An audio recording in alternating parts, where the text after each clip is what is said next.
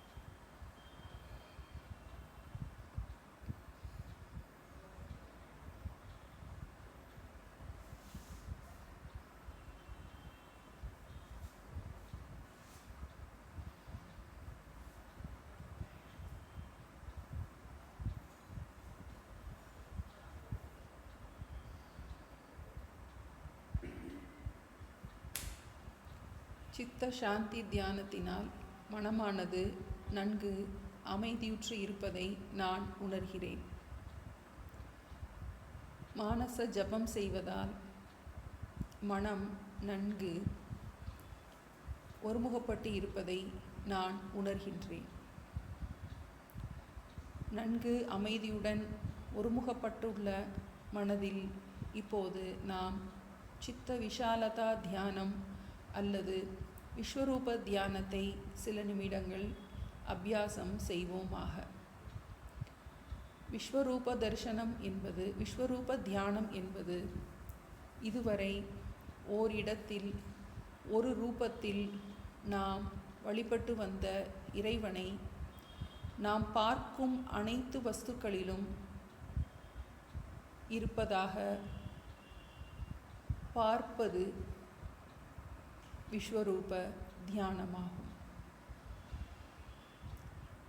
இந்த விஸ்வரூப தியானத்திற்கு சாஸ்திர படனம் மிக மிக அவசியமாகும். சாஸ்திரம் இறைவனே இந்த உலகிற்கு உபாதான காரணமாகவும் நிமித்த காரணமாகவும் இருக்கின்றான் என்பதை உணர்த்துகின்றது. இந்த ஞானத்தோடு நாம் உலகை பார்க்கும்போது இருப்பதெல்லாம் இறைவனே என்ற திருஷ்டி நமக்கு வந்து அமைகின்றது.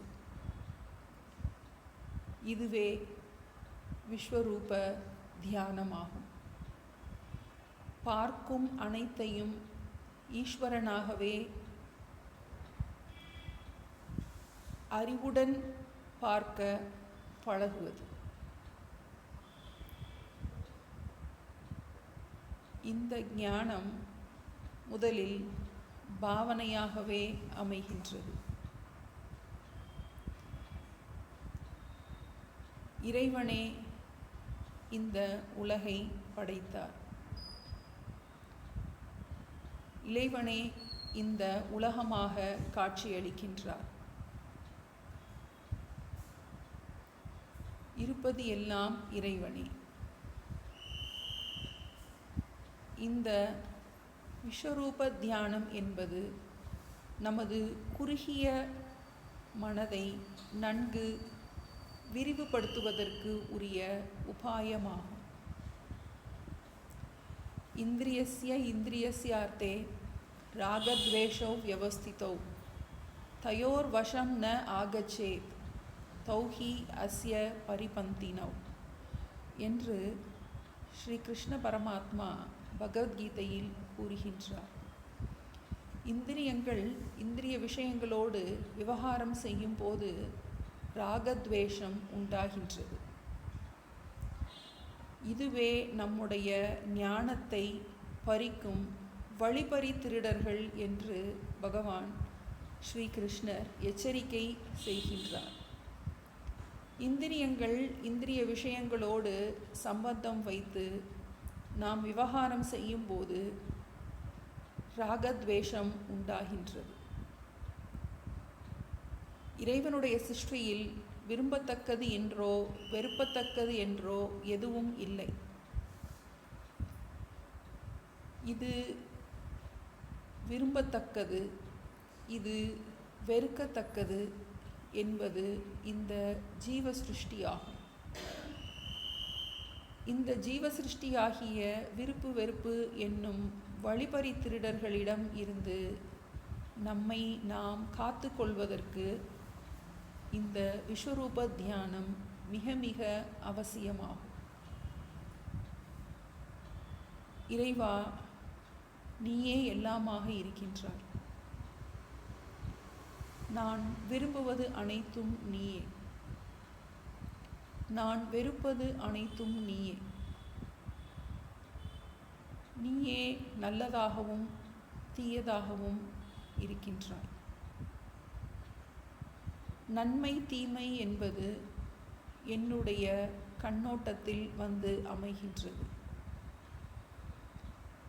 இருப்பது எல்லாம் இறைவனே என்ற ஞானத்தோடு இந்த உலகை பார்க்கும் அளவு நமது ராகத்வேஷம் சிறிது சிறிதாக வலிமை இழக்கத் தொடங்குகின்றது. என்னை துன்பப்படுத்துபவர்கள் அனைவரும் இறைவனே ஆகும். உண்மையில் இறைவனே எல்லாமாக இருக்கின்றார். நான் விரும்புவது அனைத்தும் இறைவனே. எனக்கு மனச்சஞ்சலத்தை உண்டு பண்ணுவது அனைத்தும் இறைவனே. இறைவனே எல்லாமாக இருக்கின்றார். ஆரம்ப காலத்தில் இது வெறும் பாவனையாக தோன்றலாம். ஆனால் சாஸ்திர பாடத்தை நாம் நினைவில் கொண்டு இதை அபியாசம் செய்ய தொடங்கும்போது, விடாமல் அபியாசம் செய்யும்போது, விவகார சமயத்தில் விடாமல் அபியாசம் செய்யும்போது இந்த ராகத்வேஷத்தின் பிடியிலிருந்து நாம் சிறிது சிறிதாக வெளிவருவதை நன்றாகவே உணர முடியும். இறைவா, நீயே எல்லாமாக இருக்கின்றாய் என்ற பாவனையோடு நான் தியானம் செய்கின்றேன். இந்த பாவனையை ஞானமாக மாற்றிக் கொடுப்பதற்கு உன்னை தவிர எனக்கு கதியில்லை. இந்த ஞானம் எனது ஆழ்மனதில் நன்கு பதியட்டும். இதுவரை கேட்ட கருத்துக்களை சில நிமிடங்கள் சுயமாக நாம் ஆழ்மனதில் பதியும் பொருட்டு நன்றாக ஒருமைப்பட்ட மனதோடு சிந்திப்போமாக.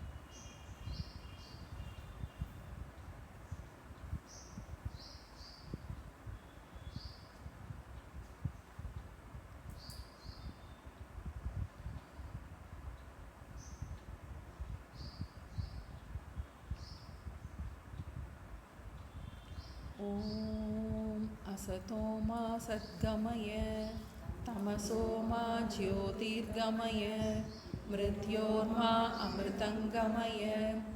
ஓம் சாந்தி சாந்தி சாந்தி.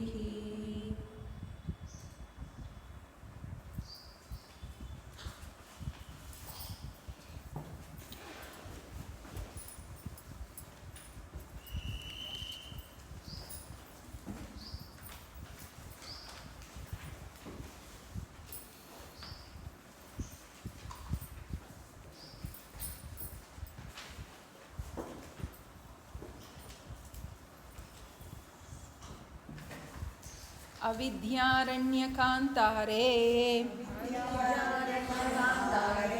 भ्रमतां प्राणिनां सदा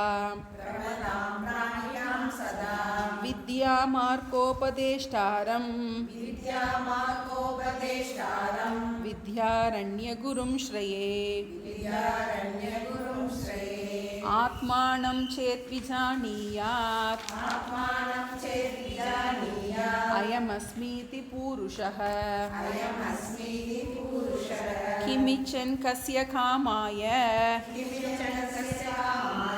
शरीरम् अनुसञ्ज्वरेत्. திருப்தி தீப பிரகரணம் பக்கம் 5 ஸ்லோகம் 39. பக்கம் 5 ஸ்லோகம் 39.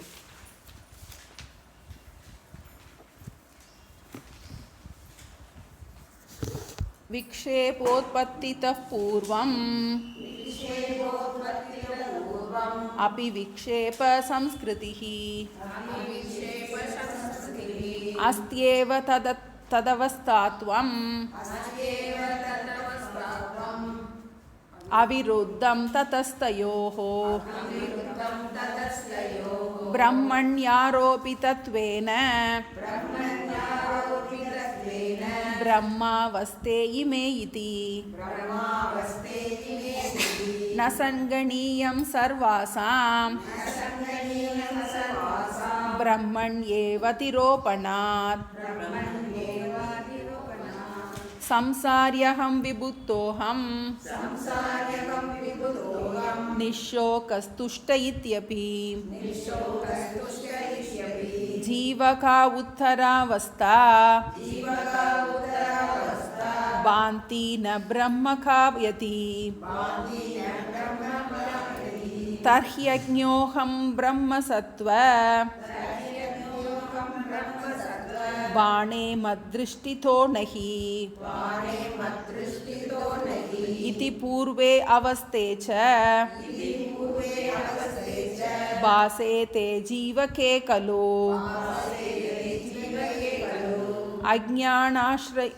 अज्ञानाश्रयो ब्रह्म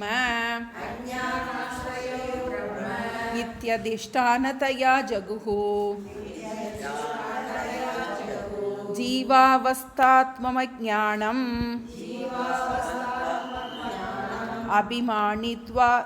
अभिमानित्वाद्वादिशम् ஞானத்வயேன நஷ்டேஸ்மின் அஜ்ஞானே தத்கிருதா விருத்திஹி நபாதி நாஸ்தி சேத்யேஷா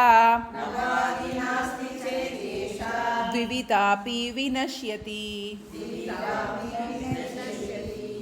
அந்த அபரோக்ஷ அனுபூதியில் நம்ம அந்த பிருகதாரண்ய உபனிஷத் மந்திரம் ஆத்மானம் சேத் விஜானியாத் அயம் அஸ்மி இதி பூருஷக கிமிச்சன் கஸ்ய காமாய ஷரீரம் அனுசஞ்சுரே. இந்த பிருகதாரண்ய உபனிஷத் மந்திரம் வந்து இது ஜீவன் முக்தனுடைய லட்சணமாக இருக்கின்றது. முதல்ல சொல்லும்போது என்ன சொன்னார்? பிரதிஜை பண்ணும்போது ஜீவன் முக்தனுக்கு எந்த ஒரு திருப்தி இருக்கோ அதை உங்களுக்கு விளக்க போகிறேன் அப்படின்னு சொல்லிட்டு இந்த மந்திரத்தை தான் நம்ம பார்த்துட்ருக்கோம். இதனுடைய சம்மரி கொஞ்சம் எல்லாத்தையும் ஒரு ஹின்ஸாக வந்து இதில் போட்டிருக்கேன், நம்ம குரூப்பில் போட்டிருக்கேன், ஃபோட்டோ எடுத்து போட்டிருக்கேன், அதை நீங்கள் காப்பி பண்ணிக்கலாம். என்ன பார்த்துருக்கோம் இது வரைக்கும் சுருக்கமாக, ஏன்னா ஒரு ஸ்லோகத்தை கூட நம்ம மிஸ் பண்ண முடியாதபடி இருக்குது. ஏன்னா நமக்கு பிரயோஜனம் கிடைக்கணும்னா இது எல்லாமே ஞாபகத்தில் இருக்கணும். நமக்கு எதையும் நம்ம மிஸ் பண்ணக்கூடாது. அதனால ஒரு சின்ன ஜிஸ்டாக நம்ம கொடுத்துருக்கேன், நீங்கள் அதை காப்பி பண்ணிக்கோங்க, நோட்டில் காப்பி பண்ணிக்கோங்க. ஒரு கிளாஸ் வரும்போது அப்பப்போ நீங்கள் எடுத்து பார்த்துக்கிட்டா கூட முக்கியமாக என்ன இதெல்லாம் இது வரைக்கும் என்ன படிச்சிருக்கோம், ஸ்லோகம் மறந்தால் கூட பரவாயில்ல, இந்த விஷயம் மட்டும் மறக்கக்கூடாது. நமக்கு இப்போ பார்த்தோன்னே நமக்கு தெரியணும் என்ன படிச்சிருக்கோம், எதுக்காக படிச்சிருக்கோம் அப்படிங்கிறது. இப்போ இதில் முதல்ல பூருஷக அப்படிங்கிற அந்த சப்தத்துக்கு விளக்கமாக, பூருஷகங்கிறது வந்து ஜீவனுக்கு பேர் தான் பூருஷன். அதில் 2 அம்சம் இருக்குன்னு பார்த்தோம், சித்த அம்சம், சிதாபாச அம்சம். இதை மறக்கவே கூடாது. அடுத்து என்ன பார்த்தோம்? நான்கிறதுக்கு 3 அர்த்தம் இருக்குது அப்படின்னு பார்த்தோம். அதை 2ஆக பிரிச்சார், முக்கிய அர்த்தம், அமுக்கிய அர்த்தம். முக்கிய அர்த்தம் என்பது என்னது? நம்ம சாதாரணமாக நம்ம பயன்படுத்துறது முக்கிய அர்த்தம். நம்ம குழப்பி பயன்படுத்துகிறோம் இல்லையா, சித்தை சிதாபாசனையும் மாற்றி மாற்றி பயன்படுத்துகிறோம். 4 போது சில நேரம் அனாத்மாவையும் நான் சொல்கிறோம், ஆத்மாவையும் நான் சொல்கிறோம். அந்த கலவை நம்ம அஞ்ஞானிகள் பயன்படுத்துவது, அதுதான் முக்கிய அர்த்தம். அமுக்கிய அர்த்தம் வந்து அதை வந்து 2ஆக பிரிச்சிருக்காரு. ஏன்னா நமக்கு 2 பிரியுது, அதுக்குனால தான் நமக்கு நல்லா அதை திடமாக வரணும். இப்போ ஞானி பயன்படுத்துகிறத 2ஆக பிரித்தார், அமுக்கிய அர்த்தம். அதில் என்ன சொல்லியிருக்காரு அப்படின்னா, லௌகிக அர்த்தம், வைதிக அர்த்தம். அமுக்கிய அர்த்தத்தை 2ஆக பிரித்தார், அந்த நான்கிறத 2ஆக பிரித்தார். அமுக்கிய அர்த்தத்தை 2ஆக பிரிச்சிருக்காரு, லௌகிக அர்த்தம், வைதிக அர்த்தம். அப்போ ஞானி பயன்படுத்துறதுல அவர் வந்து நான் போனேன், எனக்கு எனக்கு காய்ச்சல் அடிக்கின்றது அப்படின்னு சொல்லும்போது அவர் எதை பயன்படுத்துகிறாரு? சிதாபாசனை மட்டும் பயன்படுத்துகிறாரு. அப்புறம் நான் அகம் பிரம்ம அப்படின்னு சொல்லும்போது, கிளாஸ் எடுக்கும்போது அப்படின்னு சொல்லும்போது என்ன பண்ணுறாரு? சித்தை மட்டும். இப்போ நம்ம வந்து அகம் பிரம்மாஸ்மி நம்ம தியானம் பண்ணும்போது என்ன பண்ணுறோம்? நான் ஜீவன்கிற எண்ணத்துலேருந்து நான் பிரம்மம்னு நினைக்கிறோம். அதனால தான் நமக்கு அந்த ஜீவாத்ம புத்தி பூர்ணமாக போகலை. இப்போ நமக்கு பிரம்மாத்ம புத்தி வந்திருக்கு, ஆனால் என்ன செய்யலை? அந்த ஜீவாத்ம புத்தி நமக்கு போகலை. நமக்கு அதனால தான் நமக்கு என்ன கிடைக்க இது பயன் கிடைக்க மாட்டேங்குது. அப்போ ஞானி வந்து நான் பிரம்மம்னு சொல்லும் போது அவர் சித்தையும் சிதாபாசனையும் பிரித்து சிதாபாசனை பற்றி நினைக்கவே இல்லை. சித்த அம்சத்தை மட்டும் பிரித்து நான் பிரம்மம் அப்படின்னு சொல்கிறேன். அப்போ இது நம்ம மறக்கக்கூடாது. அடுத்த என்ன பிரிவு வந்துச்சு? அப்புறம் என்ன சொன்னார்? சிதாபாசன் அகம் பிரம்மன்னு சொல்லலாமா அப்படின்னு ஒரு விசாரம் வந்தது. எதுக்காக? சிதாபாசனும் சித்தும் வேறு வேறு கிடையாது அப்படிங்கிறது நமக்கு புரியணும். ஏன்னா 2 இருக்குன்னு பிரிச்சதுனால நமக்கு 2 இருக்குது, ஆத்மான்னு ஒன்று இருக்குது, அனாத்மான்னு ஒன்று இருக்குது, சித்துன்னு ஒன்று இருக்குது, சிதாபாசன் ஒன்று இருக்குது அப்படின்னு மனசில் பதிஞ்சிடக்கூடாது. அதுக்காகத்தான் இந்த விசாரத்தெல்லாம் நம்மளை கேள்வி வேறு மாதிரி இருந்தால் கூட நமக்கு சாரம் என்ன, நமக்கு சித்திலேயே நிற்கணும் நமக்கு. அதுக்காக இந்த மாதிரி ஒரு விசாரத்தை கொண்டு வர்றாரு. அப்போ அகம் பிரம்மாஸ்மின்னு சொல்லலாமா அப்படிங்கும்போது 2க்கும் ஸ்வரூபம் ஒன்று தான். வந்து சித்துக்கும் சிதாபாசனுக்கும் ஒரு அம்சம் மித்யாம்சம், ஒரு அம்சம் சத்தியாம்சம். அதனால சிதாபாசன் தன்னை சித்தாக புரிந்து கொண்டு அகம் பிரம்மன்னு சொல்லலாம் அப்படிங்கிறத ஒரு விசாரத்தை நம்ம பார்த்தோம். அப்புறம் அடுத்து என்ன பார்த்தோம்? நம்ம அயம் சப்த விசாரம்.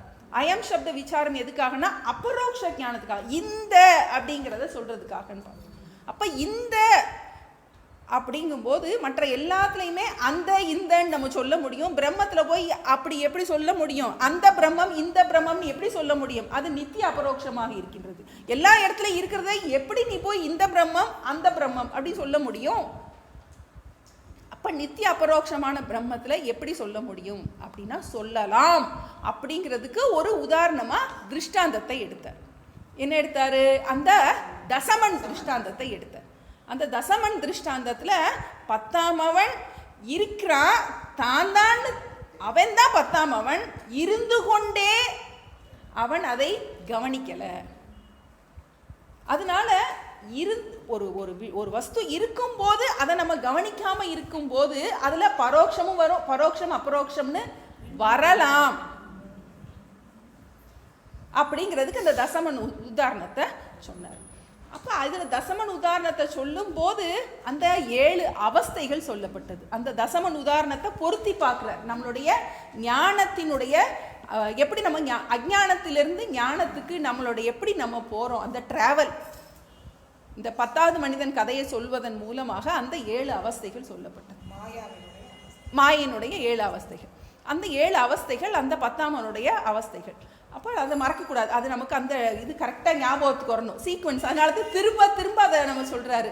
அஜ்ஞானம், ஆவரணம், விக்ஷேபம், பரோட்ச ஞானம், அபரோக்ஷ ஞானம், துக்க நிவர்த்தி, ஆனந்த பிராப்தி அப்படின்னு சொன்னார். என்ன சொன்னார்? திருஷ்டாந்தத்தை சொன்னார். அப்புறம் அது தாஷ்டாந்தத்தோட பொருத்தி ஒருக்க சொன்னார். இப்போ 3வது தடவை திரும்ப ஒருக்க சொல்கிறார்.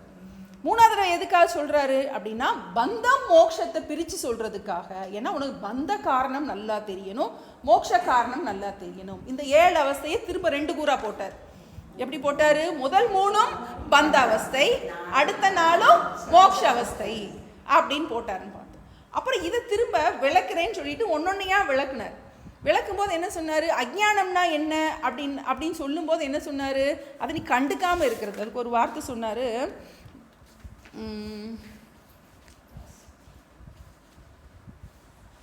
ந ஜானாமி உதாசீன வியவஹாரஸ்ய. உதாசீன பாவம்.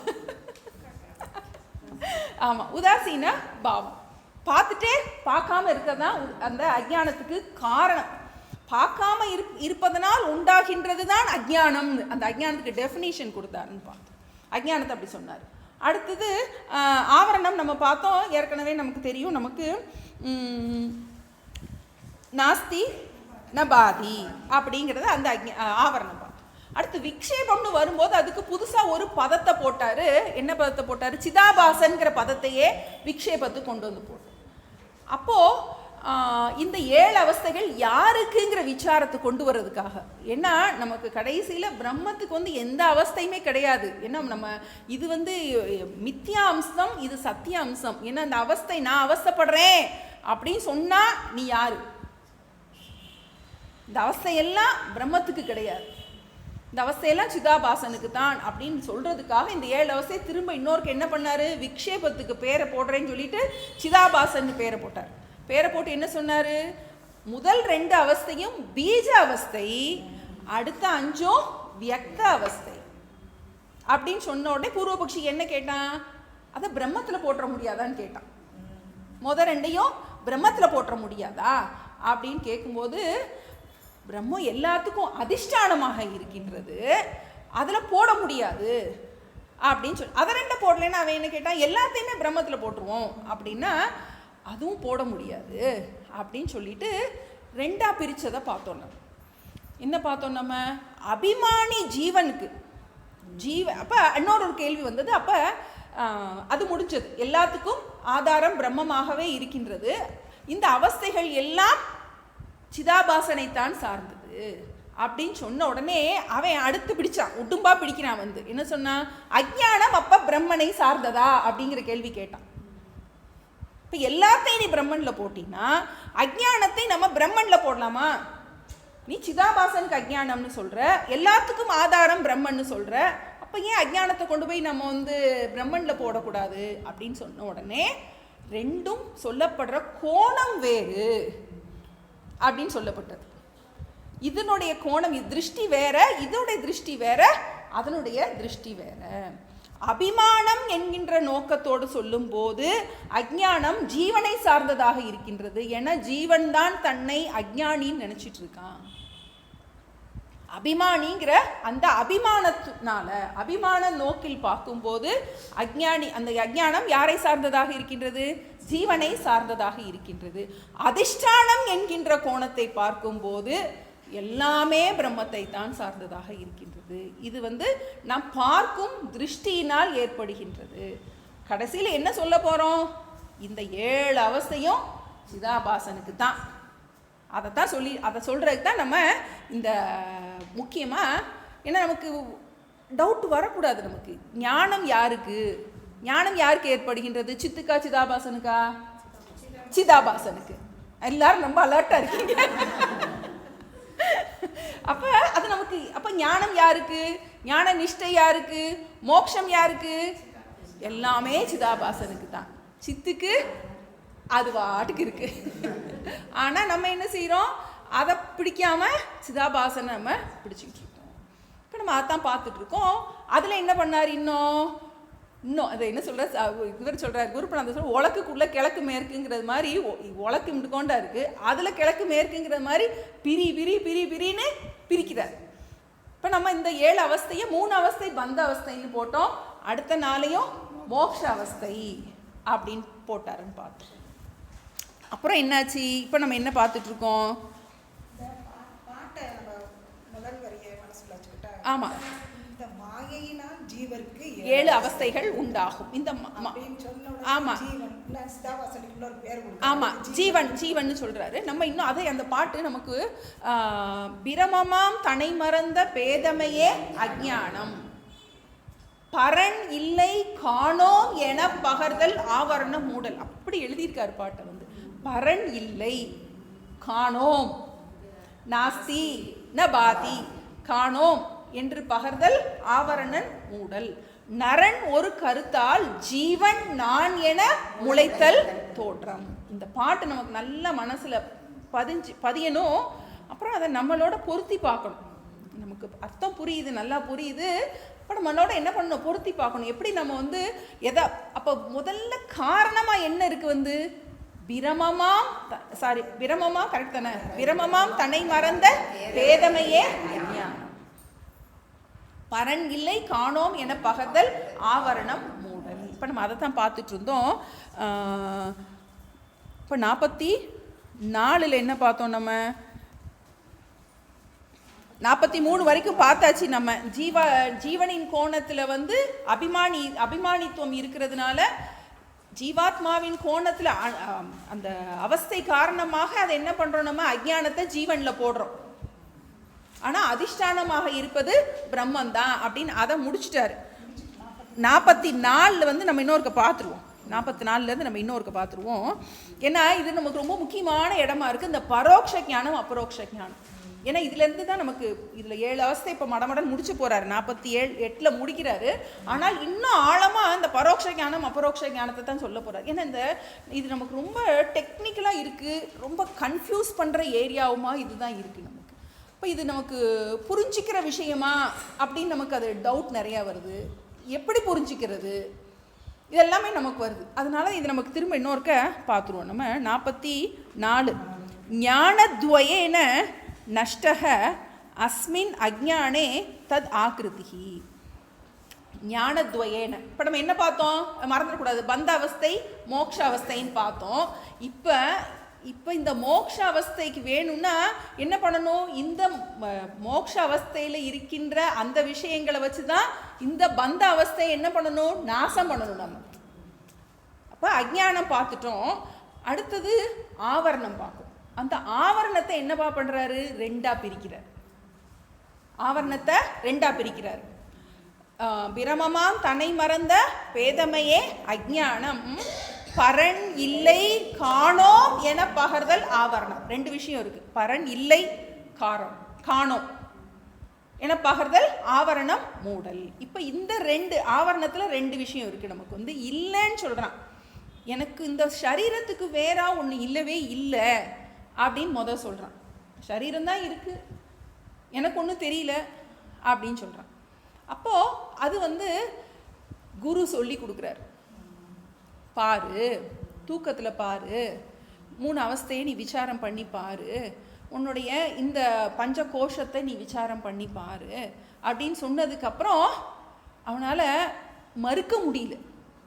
ஏன்னா அவருக்கு குரு வந்து இதாக லாஜிக்கலாக சொல்கிறாரு, நீ தூங்குனேன்னு சொல்கிற, நல்லா தூங்குனேன்னு சொல்கிற, தூங்கும்போது நீ இருந்தியா இல்லையா, நல்லா தூங்குனதை பார்த்தது யாரு, அப்போ பார்த்தவன் ஒருத்தன் இருக்கான் இல்லையா அப்படின்னு சொல்லும்போது ஆமாம் புரியுது, ஆமாம் புரியுதுன்னு என்ன பண்ணுறோம், நமக்கு அதை புரியுதுன்னு அக்செப்ட் பண்ணிக்கிறோம். மறுக்க முடியல, ஃபர்ஸ்ட் குரு சொல்கிறத மறுக்க முடியல. இதுக்கு வேறாக ஒன்று இருக்கின்றது, இந்த சரீரத்துக்கு வேறாக ஒன்று இருக்கின்றது.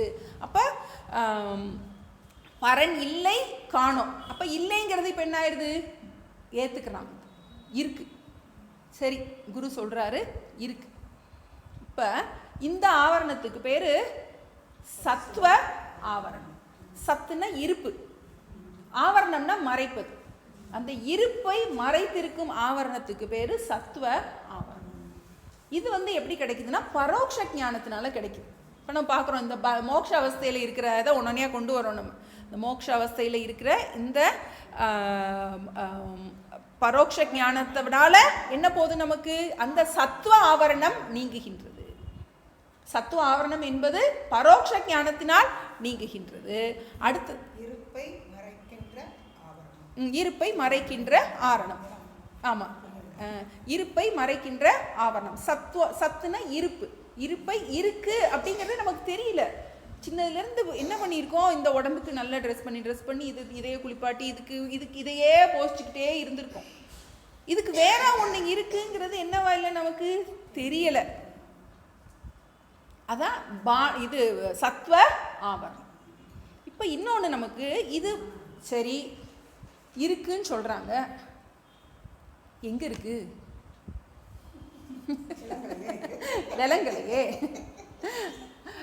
பாணி பானம், பானம்னா எனக்கு விலங்கலைன்னா அவர் என்ன சொல்கிறாருன்னா என்னுடைய அனுபவத்துக்கு வரல, என்னுடைய அனுபவத்துக்கு வரல. நான் பார்த்தா தானே எனக்கு தெரியும், நான் பார்க்கலையே, என்னுடைய அனுபவத்துக்கு வரல. அதனுடைய அப்போ ரெண்டாவது அபான ஆவரணம், விளங்கவில்லை, அதுக்கு பேர் பான ஆவரணம். பானம்னா விளங்குவதை நல்லா ஸ்பஷ்டமாக தெரியணும், எனக்கு நான் பார்க்கணும், எனக்கு அனுபவத்துக்கு வரணும், எனக்கு அனுபவத்துக்கு வரணும். அப்பதான் என்ன சொல்லுவேன், அதை நான் அபரோக்ஷம். நான் பார்க்கலையே, இருக்குன்னு சொல்றாங்க, சொல்றவர் குரு, அவர் போய் சொல்ல மாட்டாரு, ஆனா நான் பார்க்கல. இப்போ நம்ம எங்க நிற்கிறோம், நம்ம பரோட்ச ஞானத்துல தான் இருக்கோம். நமக்கு நான் பார்க்கல அப்படிங்கும் போது என்னவா இருக்கு, நமக்கு பரோட்ச ஞானத்துல தான் இருக்கிறது. அப்போ இந்த அபரோக்ஷ ஞானம்னா என்ன, நம்ம ஏற்கனவே படித்த பாடம் எல்லாம் ஞாபகத்தில் வரணும். நமக்கு பொன்னை மறைத்தது பொன்னணி பூஷணம், பொன்னில் மறைந்தது பொன்னணி பூஷணம். தன்னை மறைத்தது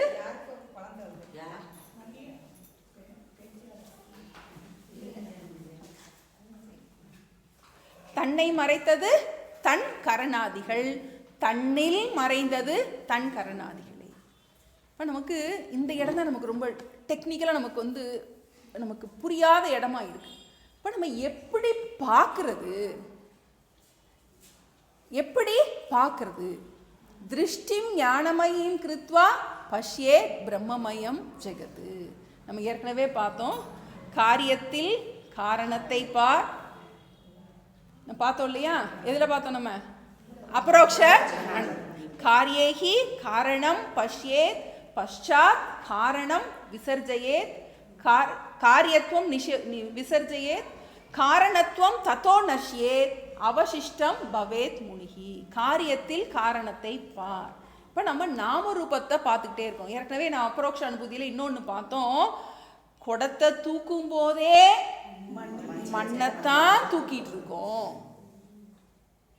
அப்ப ஜெகத்தை விவகாரம் பண்ணிக்கிட்டு இருக்கும் போதே பிரம்மத்தை தான் பார்த்துக்கிட்டு இருக்கோம்.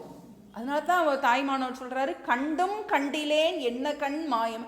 நான் பார்த்துக்கிட்டே இருக்கேன், ஆனால் எனக்கு தெரியல. எப்படி நம்ம ஸ்வர்ண திருஷ்டி, தங்கத்தை பார்க்கும்போது, நகையை பார்க்கும்போதே தங்கத்தை தான் பார்த்துட்டு இருக்கோம், ஆனால் நம்ம கவனம் என்ன இருக்குது? டிசைன் டிசைன் டிசைன்னு பார்க்கணும்.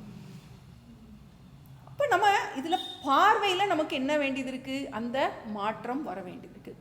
எப்படி தசமன் வந்து தான் இருந்துக்கிட்டே வந்து தன்னை 10ஆம் அவன்னு தெரியாமல் இருந்தான், அதே மாதிரி இப்போ அந்த எத்தனை பேர் பார்த்துருப்பீங்கன்னு தெரியல, இந்த 3D பிக்சர்ஸ் எல்லாம் இருக்கும், 3 டைமென்ஷனல் பிக்சர்ஸ்ன்னு சொல்லுவாங்க.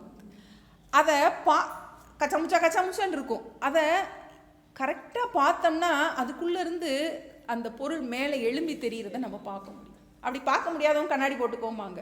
ஆனால் நல்ல டெக்னிக்கலாக பார்க்குறவங்க கண்ணையே வந்து கரெக்டாக அப்படி கொண்டு போய் என்ன செய்வாங்களாம், பார்த்துட முடியும். நமக்கு அதில் ஒரு பூ எழும்பி வர்ற மாதிரி இருக்கும், மீன் வர்ற மாதிரி இருக்கும், அதில் தான் இருக்குது. ஆனால் பார்க்கும் விதமாக நம்ம பார்த்தா என்ன பண்ண முடியும்? நம்மளால் அதை பார்க்க முடியும். அது மாதிரி இப்போ இது அபரோக்ஷ ஞானம் அப்படிங்கிறது என்னது? நம்மளுடைய பார்வையில், நம்மளுடைய சிந்தனையில் மாற்றம். இப்போ முதல்ல நமக்கு வந்து ஏன்னா எதுக்காக இந்த அபரோக்ஷ ஞானம்ங்கிறத ரொம்ப டீப்பாக நம்ம பார்க்குறோம் அப்படின்னா, நம்ம இதை வந்து ஒரு அனுபவமாக நம்ம வந்து போய் பார்த்துக்கிறது. இப்போ வந்து இதுதான், இது தங்கம்தான் அப்படிங்கிறத நான் புரிஞ்சிக்கிறது ஒரு அனுபவம் தான். அந்த அனுபவம் வந்து அறிவினால் உண்டாகின்ற ஒரு அனுபவம், அறிவினால் உண்டாகின்ற ஒரு அனுபவம். அதே மாதிரி சர்வம் பிரம்மமயம்னு ஞானிகள்லாம் பாடியிருக்காங்க, எல்லாமே பிரம்மமாக இருக்கின்றதுன்னு பாடியிருக்காங்க. அது வந்து அப்போ எங்கேயோ போய் கிடைக்கிற அனுபவம் கிடையாது, ஒரு அறிவில் ஏற்படுகின்ற ஒரு மாற்றம், அதை நம்ம அனுபவமாக சொல்லலாம். இந்த அனுபவம்ங்கிறது வந்து நமக்கு வந்து ஏன்னா நம்ம இதில் அப்ரோக்ஷ அனுபூதியில் ஃபுல்லாக தியானத்துக்கு நிறைய நம்ம வந்து கொடுத்துருக்கோம். அப்போ தியானம் தேவையா அப்படின்னு நமக்கு என்ன பண்ணலாம், நமக்கு அந்த டவுட் வரலாம் நமக்கு. இப்போ நம்ம இதில் வந்து தியானம் வந்து எந்த அனுபவத்துக்காக பண்ணுறது கிடையாது. அனுபவித்து கொண்டிருக்கின்ற பிரம்மத்தையே நான் பார்க்கின்றேன், சதா அனுபவமாக இருக்கின்ற பிரம்மமாகவே நான் இருக்கின்றேங்கிற ஞானத்தை நம்ம மனசுல ஆழமா பதிய வைக்கிறது. இப்ப நமக்கு வந்து இதுதான் நமக்கு இந்த இடத்துல நமக்கு வந்து கொஞ்சம் விருத்திகள் அற்ற தியானம், இது வந்து விருத்திகளை பலப்படுத்தும் தியானம், பிரம்மாகார விருத்தியை பலப்படுத்தும் தியானம். விருத்திகள் எனக்கு என்னது வந்து எனக்கு வந்து விருத்திகள்னால துன்பமா இருக்கு அப்படின்னா நம்ம விருத்திக்கு சத்தியத்துவம் கொடுத்துருக்கோம். விருத்திகளால் வருகின்ற அந்த விருத்தி அடங்கின்ற அந்த துன்பத்துக்கு என்ன பண்றோம், நம்ம சத்தியத்துவம் கொடுத்துருக்கோம். நம்ம இப்போ விருத்திகளை வந்து நம்ம என்ன பண்றோம், இதுல வந்து அது மித்தியான்னு சொல்லிட்டு அதை என்ன பண்ணிடுறோம், நம்ம அது அது செயல் இழக்க செய்கின்றோம். நமக்கு அது வந்து என்ன ஆயிடுது, அதனுடைய சத்தியத்துவத்தை என்ன பண்ணிடுறோம், நம்ம நீக்கிறோம். இப்போ எனக்கு விருத்திகள், எனது மன அமைதி வேணும் அப்படின்னு நினைக்கிறதுக்காக பண்ற தியானம் வந்து சமாதி அபியாசம். எனக்கு மன அமைதி தேவையில்லை, மனசுக்கு தான் அமைதி, எனக்கு மனதில் அமைதி தேவையில்லை. அது அமைதி படலாம், அமைதி படாமலும் இருக்கலாம், அதை பார்ப்பவன் நான், அதனால் என்ன பாதிக்கப்படாதவன் நான் அப்படின்னு அதை நமக்கு அதுதான் நம்ம இங்க நம்ம பேசுறது. மனசையே விலட்சணம். ஆமா, மனதிற்கு ஆதாரமாக பொருளாக நான் இருக்கின்றேன். நமக்கு வந்து மனமும் வந்து ஒரு ஜடம். எப்படி இந்த சரீரம் ஜடமோ, ஏன்னா நமக்கு எல்லா கோஷத்தையும் பிரிக்கிறோம், 5 கோஷத்தை பிரிக்கும் போதே நமக்கு தெரியுது அது வந்து ஜடம் நமக்கு. ஆனால் நமக்கு அதில் மனசில் ஒரு துக்கம் வரும்போது அதுக்கு என்ன ஆகுது, நமக்கு சத்தியத்துவம் கொடுக்க தொடங்கிடும் நமக்கு. இப்போ நமக்கு அதனால தான் இது நமக்கு ரொம்ப ஆழமான விஷயமா இருக்கு. எனக்கு மனதில் அமைதியவும் நான் தேடவில்லை, அது சாந்தமாக இருக்கலாம். அதனால தான் நமக்கு அந்த குணாதீத லட்சணம் ரொம்ப முக்கியமானது. வந்து பிரகாஷஞ்ச பிரவருத்திஞ்ச மோகமேவச்ச பாண்டவ ந துவேஷ்டி ந சம்பிரதிஷ்டியாமி ந காங்ஷதி. நான் அதை விரும்பவும் இல்லை, வெறுக்கவும் இல்லை. மனசு அதில் அமைதியை நான் விரும்பவும் இல்லை, வெறுக்கவும் இல்லை.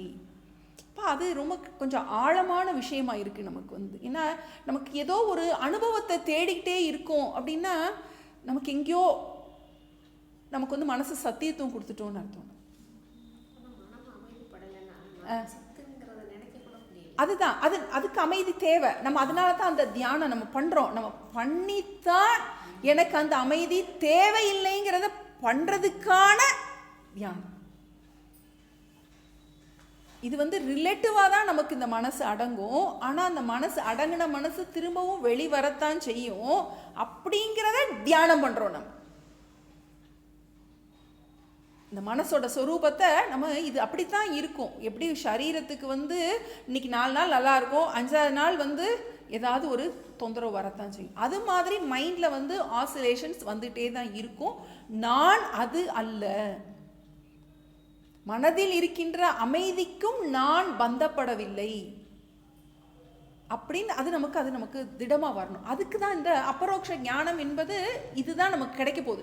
நம்ம அபரோக்ஷ ஞானத்தினால கிடைக்க போகிறது இது எதுவுமே நம்மளை பந்தப்படுத்த போகிறது கிடையாது. இப்போ அந்த பரோட்ச ஞானம் அபரோக்ஷ ஞானங்கிறது நமக்கு இது வேற ஒன்றும் இல்லை வந்து நமக்கு இது நமக்கு ஆழ் மனசில் நல்லா பதியணும். இது நமக்கு பயன்பாட்டுக்கு வரணும். நமக்கு பிரயோஜனத்தை நமக்கு கொடுக்கணும்.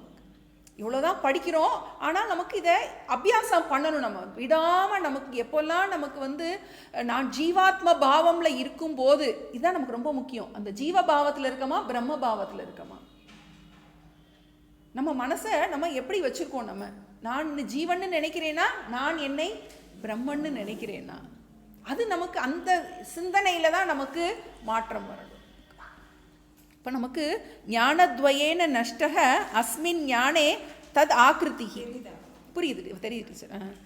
ஞானத்வயேன எந்த ஞானத்வயம்? அந்த பரோட்ச ஞானம் அபரோக்ஷ ஞானத்தினால நஷ்டக என்ன நஷ்டமாகுது? அஞ்ஞானமும் அதன் காரணமான ந பாதி நாஸ்தி இல்லை விளங்கவில்லை அப்படிங்கிற அது நாசமாகின்றது. ஏன்னா 2 ஆவரணம் பார்த்தோம் நம்ம. அபான இது சத்த ஆவரணம் பான ஆவரணம்.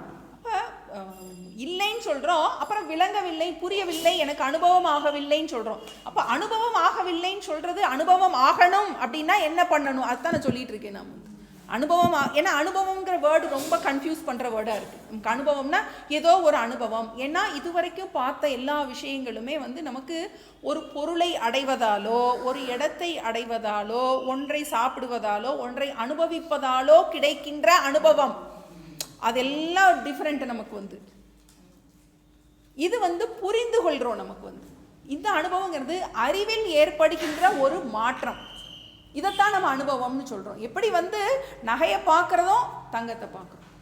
இப்போ பாம்பை பார்க்குறோம், அதில் இல்லைன்னு புரிஞ்சதுக்கப்புறம் கயிறாக தெரிகின்றது. அது ஒரு அனுபவம் தான். அது அறிவில் ஏற்படுகின்ற ஒரு அனுபவம். அது மாதிரி இந்த ஜெகத்தை பார்க்குறோம், அதுக்கு ஆதாரமான பிரம்மத்தை பார்க்குறோம். இப்போ நம்ம திருஷ்டியை நம்ம எப்படி வச்சுருக்கோம்? திருஷ்டிம் ஞானமயம் கிருத்வா பஷ்யேத் பிரம்மம். அதை மறக்கக்கூடாது. நமக்கு வந்து இது வந்து ஞானத்தினால தான் நம்ம பார்க்குறோம். இதில் வேற எந்த அனுபவமும் கிடையாது நமக்கு.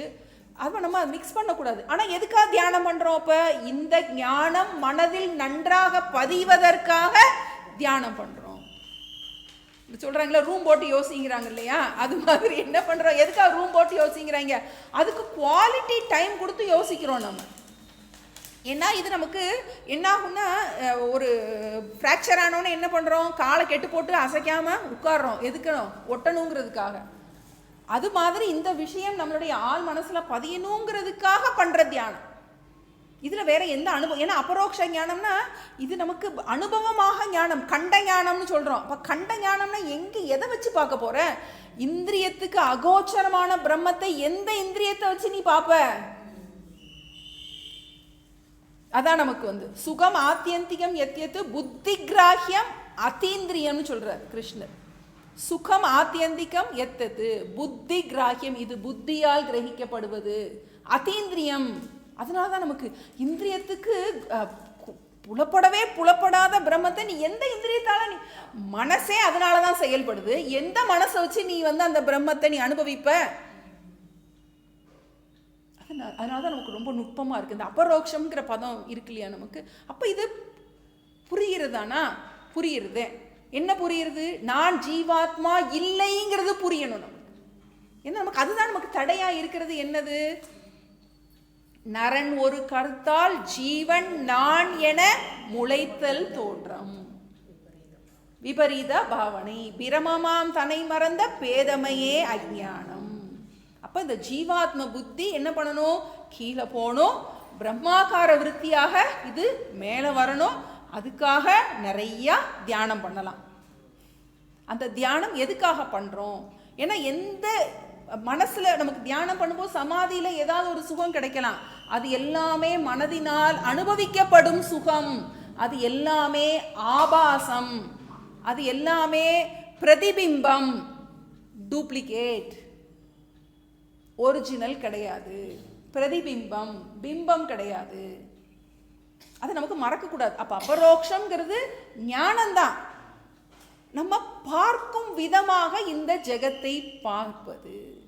காணல் நீர், கிளிஞ்சல் வெள்ளி, கந்தர்ப்ப நகர். அவர் தியானம் பண்ணுன்னு சொல்லலை நமக்கு. மறவாதே, சொல்லி கொடுத்த பாடத்தை மறவாதே. இப்போ நமக்கு அபரோக்ஷ ஞானம்ங்கிறது இருக்கின்ற ஜெகத்தை நம்ம பாடத்தெல்லாம் ஞாபகத்தை வச்சு நம்ம என்ன பண்ணுறோம்? பார்க்குறோம். அப்போ பாட வேலை பார்க்கல அப்படின்னா எங்கேயோ சாதன சதுஷ்டயத்தில் எங்கேயோ எதுக்கோ சத்தியத்துவம் கொடுத்துட்டோம். வைராகியம் பூர்ணமாக அடிக்கடி பரமாத்தாந்த சுவாமி தான் சொல்லுவாங்க, உனக்கு ஞானம் வேலை பார்க்கலைன்னா எது மேலேயோ உனக்கு ஆசை இருக்கு. உனக்கு வைராகியம் பூர்ணமாக இல்லை. வைராகியம் பூர்ணமாக இல்லை. வைராகியம் கண்டிப்பாக 100க்கு 100 வேணும் நமக்கு. வைராகியம் பூர்ணமாக 100க்கு 100 இருந்தால் கண்டிப்பாக அந்த விவேகம் வேலை பார்க்க தொடங்கித்தான் ஆகணும் நமக்கு. ஏன்னா அந்த ராகத்வேஷம் தான் என்ன பண்ணுது? நம்ம வைராகியத்தை பறிச்சிருது. நம்ம வேண்டாம் எதுவும் எனக்கு என்ன அந்த பூர்ணமான அந்த வைராகியம் நமக்கு வேணும். அந்த வைராகியம் பூர்ணமாக இருந்தால் இந்த ஞானம் கொஞ்சம் கொஞ்சமாக இது ஒரு நாளில் வர்ற விஷயம் கிடையாது நமக்கு. ஏன்னா ஜென்மாந்திரமாக நம்ம பழகியிருக்கோம். அப்போ நம்ம இது உடனே நமக்கு எதிர்பார்க்க முடியாதா இருக்கலாம். ஏன்னா அந்த அபரோக்ஷ ஞானம்ங்கிறது நம்ம வேற ஏதாவது ஒரு மிஸ்டிக்கல் எக்ஸ்பீரியன்ஸை தேடி நம்ம பாதையை தவற விட்டுறக்கூடாது. அதுக்காக தான் நான் திரும்ப இதை நான் இவ்வளோ சொல்கிறதுக்கு காரணம், எப்போ பார்த்தாலும் பரமாத்மா சுவாமிஜி சொல்கிற ஒரே வார்த்தை கிளைமிட் அப்படிம்பார். உன்னுடைய நீ பிரம்மத்துவத்தை ஓனப் பண்ணு அப்படிம்பார். நீ தான் பிரம்மங்கிறத 10ஆம் அவன் சொன்ன உடனே ஆமா நான் தான் 10ஆம் அவன் ஒத்துக்கிறீ இல்லையா? அது மாதிரி ஒரு குருதேவ் சொல்வார், get out of the thought that you are the body. நீ உடம்புங்கிறத எண்ணத்துல இருந்து வெளியே வா. அதுதான் அந்த ஜீவாத்ம புத்தியில இருந்து வெளியே வா. அதுதான் அபரோக்ஷ ஞானம். முழுமையாக இப்படி பிசுறு இல்லாம நான் ஜீவன் இல்லை அப்படிங்கிறத என்ன பண்ண நம்ம முழுமையாக வெளிவர்றது. அதுதான் ஞானம் நமக்கு. ஏன்னா அந்த மறைப்பு நீங்கிட்ட நமக்கு என்ன வரப்போகுது? நமக்கு விளங்க போகின்றது. எப்படி நம்ம தங்க டிசைனையே பார்த்துட்டு இருக்கோம், தங்கத்தை பார்க்க தொடங்கிடுறோம். அது மாதிரி விவகாரம் பண்ணும்போது இது நமக்கு நாமரூபத்தோடு தான் நம்ம விவகாரம் பண்ண போகிறோம். ஆனால் என்ன ஞானத்தோட பண்ண போகிறோம்? முதல்ல ஃபஸ்ட்டு நம்ம சட்டையை கழட்டணும். நான் ஜீவன்கிறத தூக்கி போடணும். நம்ம அப்படி பார்க்க தொடங்கும் போது கொஞ்சம் கொஞ்சமாக எப்போல்லாம் நமக்கு துக்கம் வருதோ, மாயையால் மாய்ப்பர் பின்னை. அப்போ நமக்கு இந்த மாயைக்கு தான் அந்த 7 அவஸ்தைகள். அப்போ இந்த 7 அவஸ்தைகள் நமக்கு இந்த சரீரத்தில், உடம்புல, மனசில், உறவுகளில் எப்போல்லாம் நமக்கு இந்த பிரச்சனைகள் வரும்போதெல்லாம் என்ன பண்ணணும்? இந்த அவஸ்தைகள் ஜீவனுக்கு, எனக்கு இல்லை. இந்த அவஸ்தைகள் ஜீவனுக்கு. அந்த ஜீவாத்ம பாவம் முழுமையாக கீழே போனோம், பிரம்மாத்ம பாவம் மேலே வரணும். ஓங்காரன் சாமி எப்பயுமே ஒரு வார்த்தை சொல்லுவாங்க, அபிபவம்னு ஒரு வார்த்தை சொல்லுவாங்க. அபிபவம்னா மேலோங்குவது. எப்படி ராத்திரி நேரத்தில் நிறைய நட்சத்திரங்கள் எல்லாம் இருக்கு. சூரியன் வந்தோடனே என்ன ஆகுது? எங்கே போகுது? தெரியலை. இருக்கு, தெரியலை.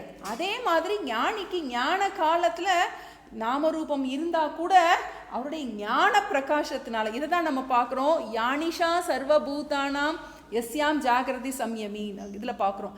எது மற்றவர்களுக்கு எல்லாத்துக்கும் இருட்டாக இருக்கின்றதோ அதில் ஞானி விழித்திருக்கின்றான்.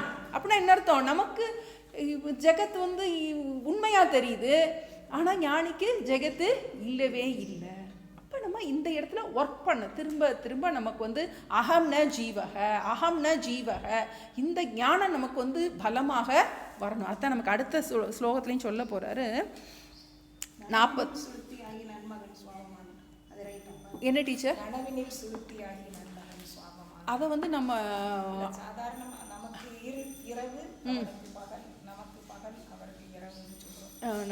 நனவினில் சுளுத்திங்கிறத தூங்காமல் தூங்கின்னு தான் நம்ம சொல்லுவோம். நம்ம அதாவது நமக்கு இரவு அவங்களுக்கு பகல்னா நமக்கு புரியாத விஷயம் அவங்களுக்கு தெளிவாக புரியுது, நமக்கு இருட்டாக இருக்கிற விஷயம் அவங்களுக்கு தெளிவாக தெரிகின்றது. அதுதான் நனவினில் சுளுத்தி அப்படிங்கிறது. நம்ம அதை என்ன டீச்சர்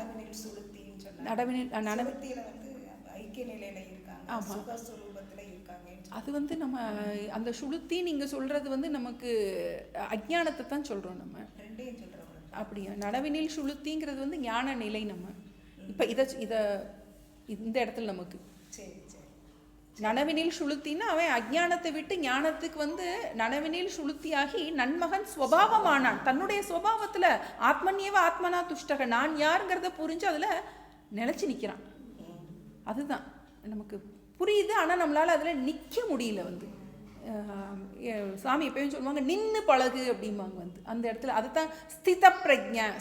ஸ்திரமாக நின்று பழகு, உரமுறை குத்தி குத்தி உரைப்பிக்கும் உபாயம் போல. அப்போ நமக்கு அது மனசுல நன்றாக தைக்கணும். நமக்கு எத்தனை தடவை நம்ம சொன்னாலும் நமக்கு எவ்வளோ பாடம் கேட்டாலும் பிரச்சனைன்னு வரும்போது எனக்கு பிரச்சனை இருக்கே அப்படின்னு நம்ம சொல்லுவோம். அப்போ நமக்கு அந்த இடத்துல நமக்கு நல்லா வரும்போது பிரச்சனை எனக்கு பிரச்சனை இல்லை, யாருக்கு பிரச்சனை, எனக்கு பிரச்சனை இல்லை அப்படின்னு என்ன பண்ணும்? அது நமக்கு திரும்ப திரும்ப திரும்ப திரும்ப அது பிரச்சனையை வச்சு தான் நம்ம பிரச்சனையை தாண்ட முடியும். அது நமக்கு அது அதனுடைய பியூட்டி. பிரச்சனை இல்லை. ஆமா. இன்னொன்று என்னன்னா நமக்கு இந்த டிராவல்ல போகும்போது நிறைய பிரச்சனை வரும், நினைச்சு பார்க்காத பிரச்சனையெல்லாம் வரும். அந்த பிரச்சனையை வச்சு என்ன பண்ணணும்? பிரச்சனை எனக்கு இல்லை, பிரச்சனை எனக்கு இல்லைன்னு என்ன பண்ணணும்? நம்மளுடைய அபியாசத்துக்கு அதை நல்லா பயன்படுத்திக்க முடியும். ஏன்னா அது ஒன்றை தவிர வேற வழி கிடையாது. ஏன்னா பிரச்சனையை வச்சு தான் கவலைப்பட போகிறோம். அப்போ இதுக்கு ஒரே மருந்து இதுதான். ஏன்னா இந்த பிரச்சனை முடிஞ்சாப்புல அடுத்து ஏதாவது ஒன்று வரத்தான் போகுது. இப்போ எந்த பிரச்சனை வந்தாலும் இதுதான் மருந்து. நமக்கு இந்த ஞானம்தான் மருந்து. எந்த ஞானம் மருந்து? எனக்கு பிரச்சனை இல்லை. இப்போ நம்ம ஞானி சமாதி அபியாசத்தில் உட்கார்றவன் என்ன பண்ணுறான்? நமக்கு அவன் நிம்மதிக்காக மனசில் நிம்மதியை வேண்டி அவன் அதில் விருத்திகள் தான் எனக்கு பாரமாக இருக்குன்னு மனசில் அமைதி நிம்மதியை வேண்டி அவன் அதில் உட்கார்றான். ஞானி என்ன பண்ணுறான்? மனசில் நிம்மதியை எதிர்பார்க்கவே இல்லை. என்ன டீச்சர்? எப்படி? ஞானிக்கு ஞானத்தினால அதுக்கு உயிர் இல்லை. ஆமா ஆமா. அதனால அவனுக்கு சமாதிங்கிறது எதுலனாலும் வரலாம். நமக்கு இதுல தான் அதுல தான் கிடையாது. எந்த தாட்லனாலும் நமக்கு சமாதி வரலாம். நமக்கு அது மைண்டோட ஒரு பவர், ஒரு கான்சென்ட்ரேஷன் பவர் நமக்கு அது யாருக்குனாலும் வரலாம். எப்படி ஒரு லென்ஸை நம்ம இதில் வச்சோன்னா தீ அது மாதிரி அது தாட்டோட பவர் நமக்கு எப்படி நம்ம ஜிம்னாஸ்டிக்ஸ் பண்ணும்போது உடம்புனால வளைச்சி என்னென்னமோ பண்ணுறோமோ அது மாதிரி சமாதி அபியாசம்ங்கிறது அகம் பிரம்மாஸ்மிலையும் வரலாம், அகம் ஜீவாஸ்மிங்கிற எண்ணத்துலையும் வரலாம். நமக்கு எந்த தாட்டனாலும் நம்ம வச்சு கொண்டு வர முடியும். நமக்கு அங்கே ஒருமைப்பாடு இருக்கு. நம்ம அதை நமக்கு மைண்டையே நம்ம மைண்ட் பண்ணுறதே இல்லை. சாமி எப்பயும் ஐ டோன்ட் மைண்ட். நமக்கு மைண்டை பற்றி நம்ம மைண்ட் பண்ணுறது இல்லை. மனசில் நிம்மதியை எதிர்பார்ப்பதே இல்லை. என்ன மனசில் நிம்மதி? மனசே இல்லை. அதுதான் அதான் ஷட் அப் இன் யுவர் மைண்ட்னு சொல்கிறாரு இல்லையா? மைண்டே இல்லை. அதுதான் நமக்கு அந்த இடத்துல ஞானமும் அந்த நமக்கு ஏதாவது பல இது நம்ம கேட்டு வச்சுருப்போம், அனுபவம் ஏதாவது நமக்கு வந்து இது அந்த அதனால தான் நமக்கு இது வேறு ஒன்றும் கிடையாது, நம்ம புரிஞ்சிக்கிற விஷயந்தான் அப்படிங்கிற நமக்கு அபரோக்ஷ ஞானம் நம்ம அதுக்காக தான் அவர் திரும்ப திரும்ப கொண்டு வர போகிறாரு. கண்ட ஞானம் அப்படிங்கிறது எதனால் காண்கின்றாய், அறிவினால் பார். ஒரு பாட்டு வருமே, அறிவினால் ஞாபகம் இல்லை எனக்கு,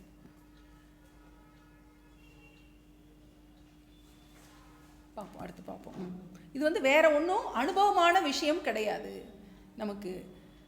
நமக்கு அந்த அனுபவம்ங்கிற வார்த்தை வந்து ஏன்னா 2 ஸ்கூல் ஆஃப் தாட்டும் இருக்குன்னு நம்ம ஏற்கனவே பார்த்துருக்கோம். வந்து அது நமக்கு எங்கே நமக்கு இப்போ நமக்கு வந்து இதில் பிரயோஜனம் நமக்கு தெரியணும்.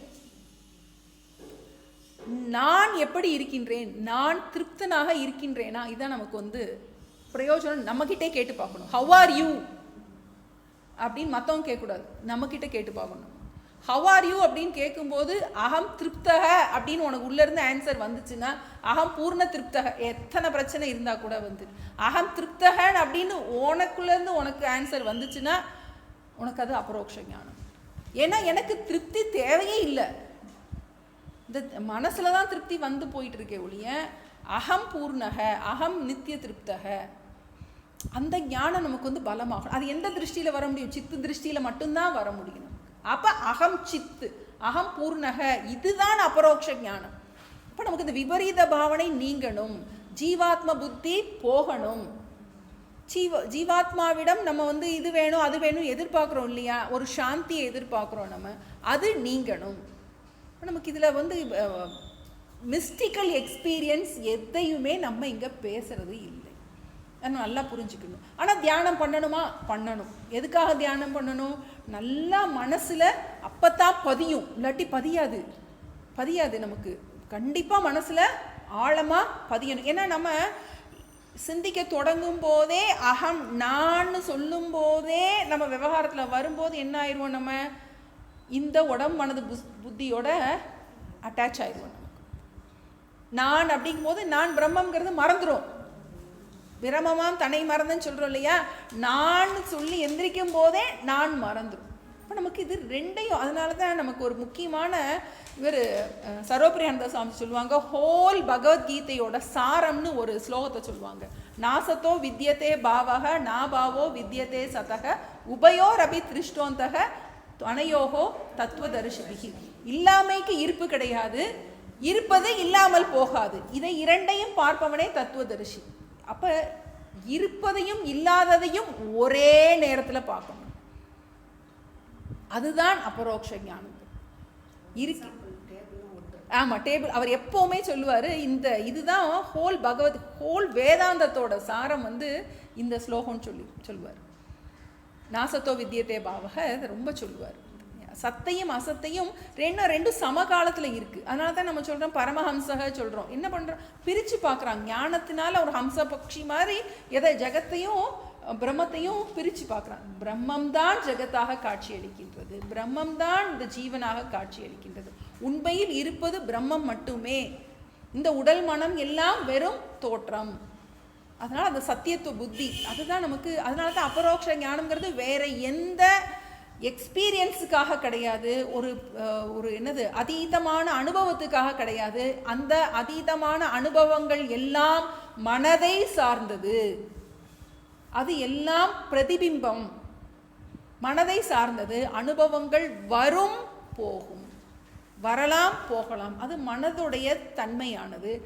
நான் இந்த மனதிற்கும் ஆதாரமான பரம்பொருள் நமக்கு. அதனால தான் நமக்கு ரெண்டுமே 2 ஆர்டர் ஆஃப் ரியாலிட்டின்னு சொல்கிறோம். எப்படி விழிப்புக்கும் கனவுக்கும் நமக்கு ரெண்டும் டச் பண்ணாதோ அது மாதிரி இந்த அனுபவங்கள் மனதிற்கு உள்ள எந்த அனுபவமும் பிரம்மமாகிய என்னை என்ன பண்ணாது, தொட முடியாது நமக்கு. ஏன்னா இதுதான் நம்மளுடைய சம்பிரதாய பாடம், நம்ம வேறு எந்த அனுபவத்துக்காகவும். அதனால தான் ஞானி, அதனால தான் நம்ம பகவத்கீதையில் சொல்கிறார், பஷ்யன் ஸ்ருண்வன் ஸ்பிருஷன் ஜிக்ரன் அஷ்ணன் கச்சன். அவன் பாட்டு படிக்கிறான், எப்போவும் மாதிரியே இருக்கான். பிரலப்பன்னு சொல்கிறாரு, பிரலப்பன்னா புலம்ப கூட செய்வான். வந்து புலம்பிக்கிட்டு இருக்கும்போதே அதுக்கு சத்தியத்துவம் கொடுக்காம அது அவனுடைய வேஷம், அது மாதிரி புலம்புறான். பஷ்யன் ஸ்ருண்வன் பார்க்குறான் கேட்குறான், எல்லாரையும் மாதிரி தான் இருக்கான். ஆனால் அவனுக்கு அந்த ஞானம் இருக்கின்றது. எப்படி வந்து நமக்கு வேஷம் போட்டிருக்கும் போது நான் வேஷத்தில் தான் இருக்கேன், ஆனால் அந்த வேஷத்தில் இருக்கின்ற எந்த துக்கமும் என்னை பாதிக்கலை அப்படிங்கிறது ஐ ஆம் ஆல்வேஸ் சேஃப். நான் அங்கே உட்காந்துட்டு புலம்ப வேண்டியது இருக்கலாம், அது ஏதோ ஒரு ஒரு பிள்ளைய பறி கொடுத்த மாதிரி இருக்கலாம், ஹஸ்பண்டை பறி கொடுத்த மாதிரி இருக்கலாம், நான் என்னென்னமோ கஷ்டப்படுறது மாதிரி இருக்கலாம், ஆஸ்பத்திரிக்கு போகிற மாதிரி இருக்கலாம். எல்லாம் என்னது? ஒரு வேஷம், மாயா கொடுத்துருக்குற ஒரு வேஷம். நம்ம இந்த வேஷத்தை பயன்படுத்தி என்ன பண்ண போகிறோம்? நம்ம இவர் பரமாத்தான் சாமி எப்பயுமே சொல்லுவாங்க, நம்ம யூஸ் அண்ட் த்ரோ கப்பு வச்சுருப்போம். நம்ம காஃபி குடிக்கிறதுக்கு அந்த கப்பு கண்டிப்பாக தேவை. நமக்கு குடித்ததுக்கப்புறம் என்ன பண்ணணும்? நம்ம அதையும் சேர்த்து திங்க முடியாது, நம்ம தூக்கி விட்டரிச்சிடுறோம். அதே மாதிரி இந்த சரீரம் மனசுங்கிறது நமக்கு ஒரு காஃபி கப் மாதிரி. நமக்கு இதை நம்ம பயன்படுத்துகிறோம். எதுக்கு பயன்படுத்துகிறோம்? பிறவாமைக்கு கிடைத்த ஒரு பிறவி, அதை மறக்கக்கூடாது. ஏன்னா இந்த பிறவியில் தான் நமக்கு பிறவாமை கிடைக்க முடியும். அது இல்லாமல் இது மட்டும்தான் நமக்கு, ஏன்னா இங்கே தான் அந்த எக்யூப்மெண்ட் இருக்குது, இதில் தான் நமக்கு இந்த மனசு இருக்குது, இந்த புத்தி சூக்ஷ்மம் இருக்குது. நமக்கு இதைத்தான் நம்ம பயன்படுத்த முடியும். இப்போ இதை எதுக்கு பயன்படுத்த போகிறோம்? வேறு எந்த விதமான மிஸ்டிக்கல் எக்ஸ்பீரியன்ஸும் கிடையாது. மிஸ்டிக்கல் எக்ஸ்பீரியன்ஸ் எல்லாம் யோக மதத்தை சார்ந்தது. அதனால தான் நமக்கு இந்த மனனம் ரொம்ப முக்கியம். நம்ம ஏன்னா இந்த அபரோக்ஷ ஞானம்னு வரும்போது இது நமக்கு எதனால கிடைக்கும்? ரொம்ப டவுட் வரும் நமக்கு. ஏன்னா இது நமக்கு பிரயோஜனம் கிடைக்கல இல்லையா? நம்மளும் ரொம்ப தீவிரமான முமுட்சுக்களாக தான் இருக்கோம். எல்லாத்தையும் விட்டுட்டு எனக்கு எப்படியாவது இது கிடைக்கணும், எனக்கு இந்த இதில் சொல்லப்பட்ட இந்த திருப்தி வரணும் அப்படின்னு நம்மளும் ரொம்ப தீவிரமாக தான் இருக்கோம். ஆனால் நமக்கு ஏன் கிடைக்கல அப்படின்னா வேற ஒன்றும் கிடையாது. இந்த விதத்தில் நம்ம பிரயோஜனம் முயற்சி பண்ணிக்கிட்டே இருக்க கண்டிப்பாக என்ன வரும்? நமக்கு ஒரு நாள் என்ன பண்ணிடுவோம்? அகம் பிரம்மன்னு சொல்ல தொடங்கிடும். பிரச்சனை வரும்போது இதையே கொடுத்து பழக்குனா இதுதான் உள்ளேருந்து வரும்.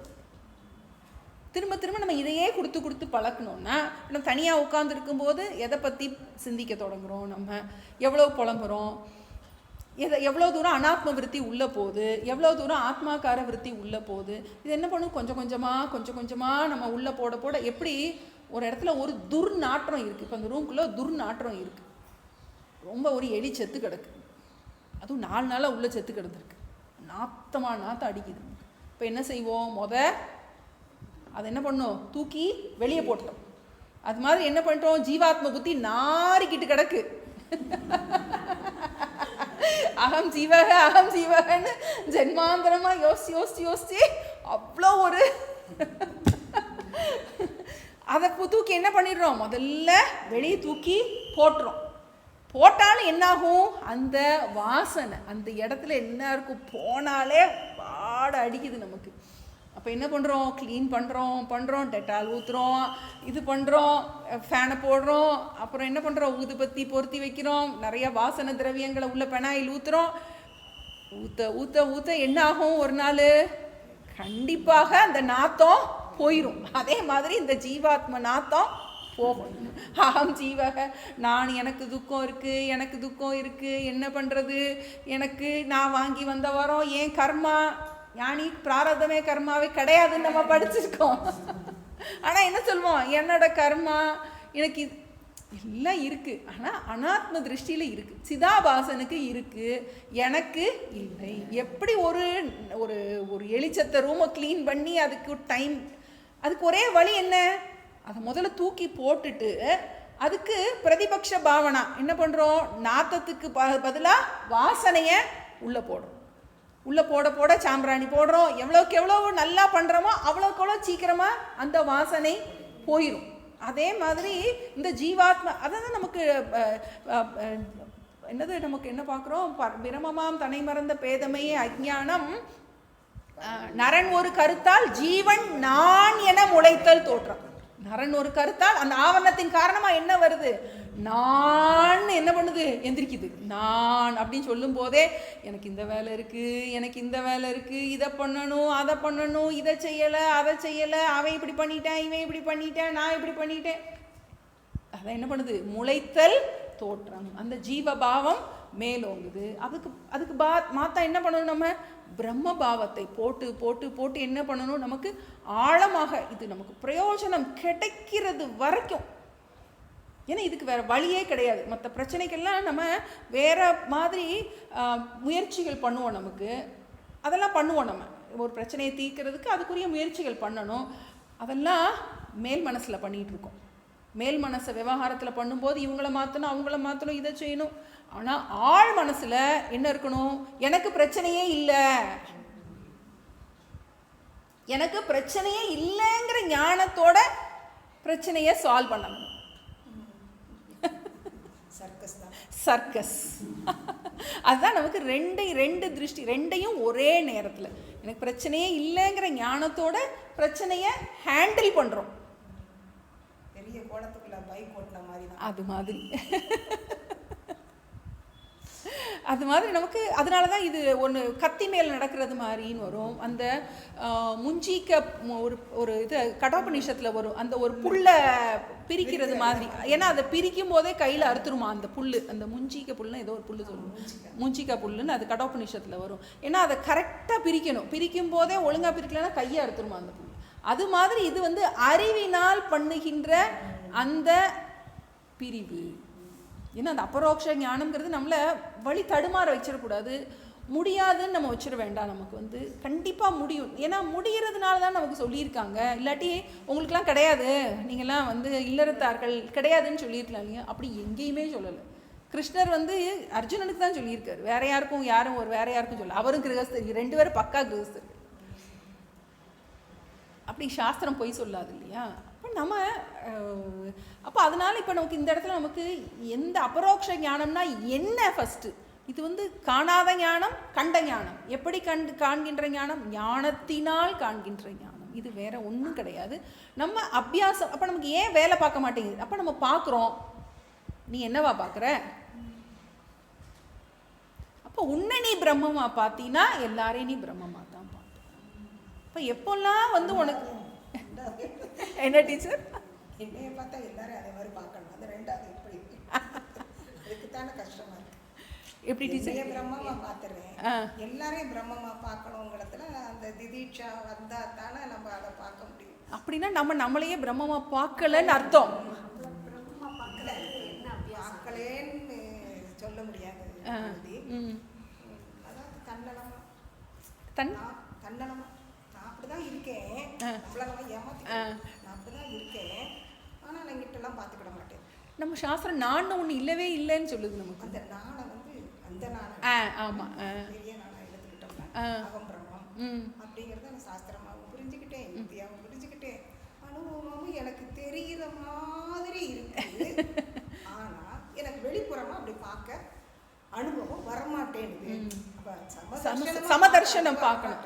இப்போ நம்ம அபியாசம் நம்ம விடாம நம்ம வந்து அதுக்கு ரொம்ப அது என்னைய பார்க்க ஆரம்பிச்சுட்டேன்னா அடுத்தவங்களை பார்ப்பேங்கிறது கூட அங்கேயும் ஒரு தன்னலை வந்து உள்ள வந்து உட்கார்ந்துக்கிடுது இல்லையா? என்ன பார்க்கறதுக்கு முதல் அபியாசம். நான் உடல் அல்ல, மனம் அல்ல, இது அல்லன்னு நம்மளை நீக்கிறதா நேத்தி தான் நமக்கு. நம்ம எப்போவுமே நம்ம அந்த ஜீவாத்ம பாவத்திலே இருக்கோம். நம்ம அகம்னா ஜீவக. இப்போ நம்ம பார்க்குறோம் அந்த குரங்கு கதையில் பார்க்குறோம், நம்ம குரங்கு வச்சுக்கிட்டு விட மாட்டேங்குதுன்னு பார்க்குறோம், இந்த இதில் கடலையை வச்சுக்கிட்டு விட மாட்டேங்குதுன்னு பார்க்குறோம். அப்போ அதை விட்டுரு. அது மாதிரி யூ ஜஸ்ட் ட்ராப் டவுன். அகம் பூர்ணகங்கிறத நமக்கு நான் உடம்பு மனசு அல்ல. அப்போ நமக்கு அந்த கரையிலேருந்து இந்த கரையிலேருந்து பார்க்க தொடங்கணும். அகம் பிரம்ம. இப்போ நம்ம பார்த்தோம் இல்லையா, நம்ம அந்த 108 படித்தோம். 108 வந்து அது என்னோட பயோடேட்டாவாக இருக்கணும். பிரம்மத்தோட லட்சணம்னு பார்த்தோம்னா அது பிரம்மம் உனக்கு வந்து இல்லை. அதை என்ன பண்ணிருக்கு, அஸ்தி பிரம்மங்கிறதோட தான் நமக்கு இருக்குது. அகம் பிரம்மன்னு வரணும்னா அது நான் தான். அது வந்து நமக்கு அது அந்த அபியாசம். நமக்கு ஒவ்வொரு விருத்தியவும் ஒரு இதில் வரும். ஒவ்வொரு ஜீவாத்ம விருத்தியையும் பிரம்மாத்ம புத்தினால அட்டாக் பண்ணணும். அது வந்து நமக்கு நம்ம எங்கே மிக்ஸ் பண்ணி வச்சுருக்கோம். நம்ம விவகாரத்தில் பண்ணும்போது சாப்பிட்றோம், நடக்கிறோம், அதெல்லாம் மெக்கானிக்கலான விஷயங்கள். நமக்கு வந்து இவர் பரமாத்தான் சாமி சொன்னாங்க, தயானந்த சாமி எப்பயுமே சொல்லுவாங்கன்னா, what you do deliberately will become spontaneous. நீ டெலிபரேட்டாக உட்காந்து what you do deliberately will become spontaneous one day. டெலிபரேட்லினா நீ வந்து பிரயத்தனத்தோடு நீ வந்து பிரயத்தனத்தோடு செய்கின்ற முயற்சி எல்லாம் ஒரு நாள் அப்பிரயத்தன சித்தமாகும். நமக்கு அப்பிரயத்தன சித்தமாகும். நீங்கள் ஒன்றும் பண்ண வேண்டாம். உங்கள் வீட்டில் சமையல் ரூம் இருக்கும், அஞ்சரைப்பெட்டியில் கண்டிப்பாக ஒரு ஷெல்ஃப் இருக்கும். என்ன பண்ணுங்க, அஞ்சரைப்பெட்டி ஷெல்ஃபில் இருக்க ஜாமான் எல்லாத்தையும் எடுத்துட்டு அடி ஷெல்ஃபில் இருக்கும் இல்லையா, அடி ஷெல்ஃபில் இருக்க ஜாமான் எல்லாத்தையும் அஞ்சரைப்பெட்டி தட்டில் வச்சுட்டு, அஞ்சரைப்பெட்டி தட்டில் இருக்க இது எல்லாத்தையும் அடி ஷெல்ஃபில் வச்சுட்டு 4 நாள் சமையல் பண்ணி பாருங்கள். எவ்வளோ தடுமாற்றம் வரும் நமக்கு. வந்து ஒவ்வொரு தடவையும் கடுகு எடுக்கும் போது என்ன பண்ணுவோம், இங்கிட்டு போயிட்டு குனிவோம், இங்கிட்டு போயிட்டு குனிவோம். அது மாதிரி இவ்வளோ நாள் என்ன பண்ணிட்டோம், ஜீவாத்ம புத்தியிலேயே சிந்திச்சு பழகிட்டோம். இப்போ பிரம்மாத்ம புத்தி பண்ணும்போது என்னாகும், இப்போ இங்கே என்ன ஆகும்னா நமக்கு அஞ்சரைப்பட்டியில் அங்கே கடுகு இருக்காது, அதனால் கண்டிப்பாக குனிஞ்சு எடுத்துருவோம் நம்ம. இப்போ இங்கே என்ன ஆகும்னா ஜீவாத்ம புத்தியில் சிந்திக்க தொடங்கினோடனே அப்படியே ஒரு கோர்வையாக அப்படியே போயிடும். நாரதர் பிள்ளை பத்து அழுதாரு கதை நம்ம படிப்போம் இல்லையா, அதே மாதிரி என்ன பண்ணுவோம், நம்ம அந்த நான் யோசிக்க தொடங்கினோடனே தடுமாற்றம் வந்தோடனே எங்கே விட்டோன்னு தெரியாது, அப்படியே போயிடும் நமக்கு. நான் நிறைய பேர் பாட்டு கேட்டுகிட்டே சமைப்பாங்க. நான் பாட்டு கேட்டுட்டு சமைச்சேன்னா பாட்டு போட்டதே தெரியும், பாட்டு முடிஞ்சது தெரியும், நான் இடையில பாட்டுக்குள்ளே இருந்திருக்க மாட்டேன், என் மைண்ட் எங்கிட்டோ போயிருக்கேன்.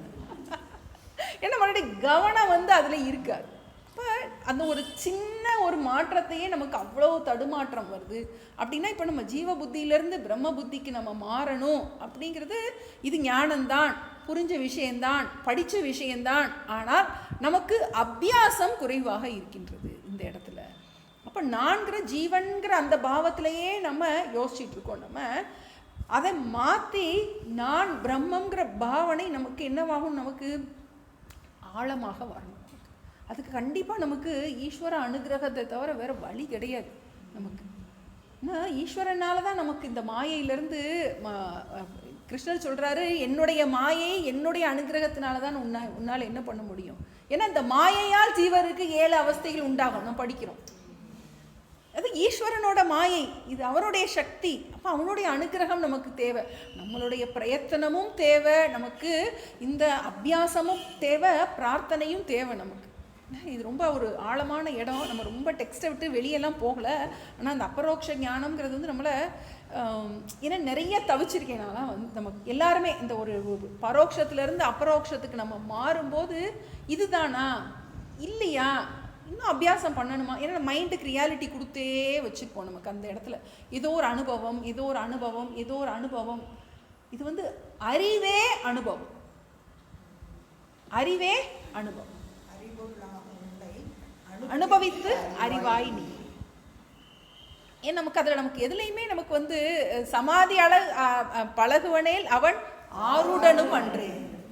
அப்படின்னா மனசுல நீ அமைதியை தேடன அப்படின்னா என்ன அர்த்தம், வந்து நீ வந்து எதுலையோ அமைதியை தேடுற அப்படின்னா அதுக்கு மனசுக்கு இல்லை, அதில் நீ மனசுக்கு சத்தியத்துவம் கொடுத்துட்ட, அதனால கிடைக்கிற நிம்மதிக்கு சத்தியத்துவம் கொடுத்துட்ட, அந்த எந்த பொருளை தேடுறியோ அந்த பொருளுக்கு சத்தியத்துவம் கொடுத்துட்ட, எல்லாத்துக்கும் சத்தியத்துவம் கொடுத்துட்டோம் நம்ம.